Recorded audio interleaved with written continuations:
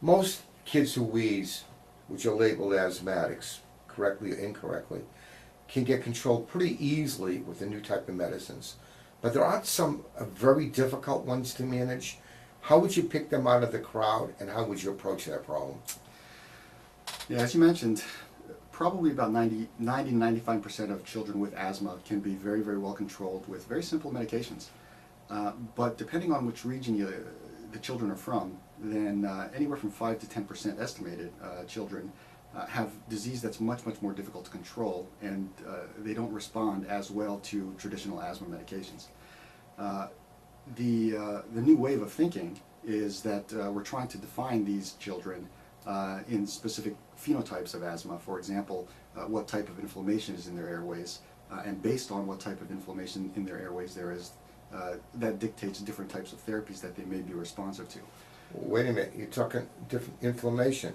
That means you can't just look at the kid and listen. It means you have to look down into the lung? Well, not necessarily. There are a lot of different ways that we're trying to characterize those.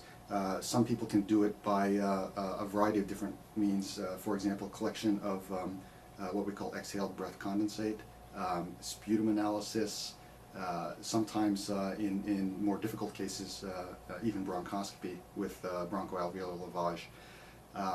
In certain cases, children are mislabeled, and we sometimes do find airway abnormalities that are actually contributing to a lot of the symptoms that mimic asthma.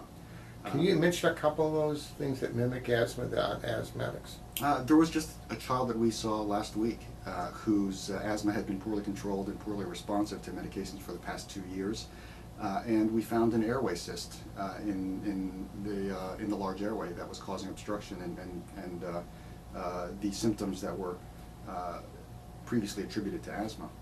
So it was removed? She's awaiting surgery right now. Okay, so you would expect within a month or two afterwards the kid probably be easily controlled at this point? Yes. As a matter of fact, at this point in time, I question whether or not she truly has asthma. Okay, we won't know that for sure, but that's a possibility. Right, yeah. So you bring up the point, and everything that wheezes is asthma. Exactly. That's one of the things that we oftentimes talk about, where wheezing is a very generalized symptom that it's true the majority of children who are wheezing are either going to have asthma or bronchiolitis, but there are those cases that seem a little bit odd or are refractory to certain medical therapies that we have to rule out. Other types of airway abnormalities